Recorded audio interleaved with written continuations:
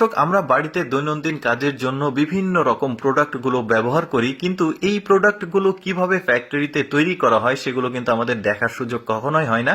আজকের ভিডিওতে আমি আপনাদেরকে সেই রকমই অজানা কিছু দেখাতে চলেছি, তাই পুরোপুরি ভিডিওটা দেখতে থাকুন।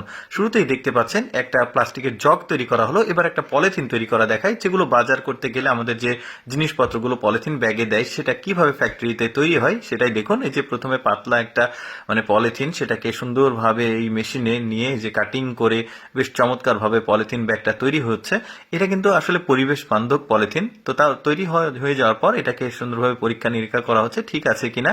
তারপরে এটাকে সব ঠিক থাকলে সুন্দরভাবে যে প্যাকিং করা হচ্ছে। এই মেশিনটা কিন্তু প্রতিটা কাজের জন্য আলাদা আলাদা মেশিন রয়েছে, দেখতে পাচ্ছেন। এটাতে প্যাকিং হয়ে গেল। এরপরে যে স্ট্যাপলার পিনগুলো আমরা বিভিন্ন কাজে ব্যবহার করি, এই স্ট্যাপলার পিনগুলো কিন্তু কিভাবে তৈরি করা হয় অনেকে আমরা জানি না। আজকের ভিডিওতে দেখে নিতে পারেন। এই যে মেশিনটার সাহায্যে কিন্তু খুব চমৎকার ভাবে এই যে স্ট্যাপলার পিনগুলো তৈরি করা হচ্ছে, অটোমেটিক পদ্ধতিতে প্রতিটা জিনিসপত্রগুলো প্রোডাক্টগুলো এভাবে সুন্দরভাবে তৈরি হয়, দেখতে পাচ্ছেন। এটা স্ট্যাপলার পিন। আচ্ছা, এরপরে আমরা বাড়িতে কিন্তু বিভিন্ন রকম আসলে প্লাস্টিকের বড় বড় জার, তারপরে বালতি, এগুলো ব্যবহার করি। সেগুলো কিভাবে তৈরি হয় দেখতে পাচ্ছেন।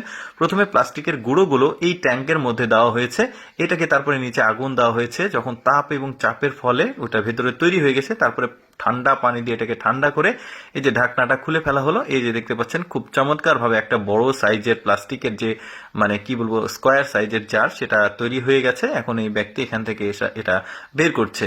এরকম আরো অনেক কিছু দেখায়, যেমন পেরেক তৈরি করা অনেকেই কিন্তু দেখেনি, এর আগেও আমি দেখিয়েছি। তো যারা দেখেননি তারা দেখে নিতে পারেন। একটা তার দেখতে পাচ্ছেন এই মেশিনের মধ্যে যাচ্ছে, লম্বা তার।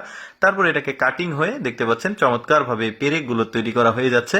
এরপরে দেখুন এই যে একটা তরল একটা প্লাস্টিক এই বক্সটার মধ্যে গিয়েছে, মেশিনের এই বক্স। তারপরে এখানে কিন্তু ওই যে হাওয়া, তারপরে একটু তাপ চাপ দিয়ে তারপরে দেখুন কিছুক্ষণ পরে এটা খুব চমৎকার ভাবে বের হয়ে আসবে। এই যে দেখতে পাচ্ছেন এটা একটা একটা বয়মের মতো বোতল, আজকে ওই যে মবেলের যেটা প্লাস্টিকের যে বোতলটা সেটা তৈরি হয়েছে। এরকম করেই কিন্তু আসলে প্লাস্টিকের বিভিন্ন বোতল তৈরি হয়।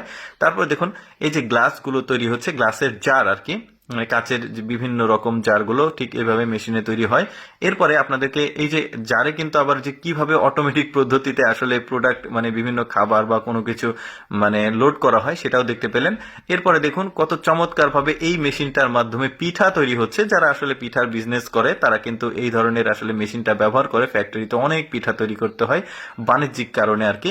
তো যাই হোক দর্শক, আমি সবসময় চেষ্টা করি আপনাদের সামনে অজানা কিছু তুলে ধরার। এইরকম এক্সেপশনাল অজানা তথ্যমূলক ভিডিও পেতে আমাদের লেটস গো ফেসবুক পেজটি ফলো রাখতে পারেন। আজকের এই ভিডিওটি কেমন লাগলো অবশ্যই কমেন্ট করে জানাবেন।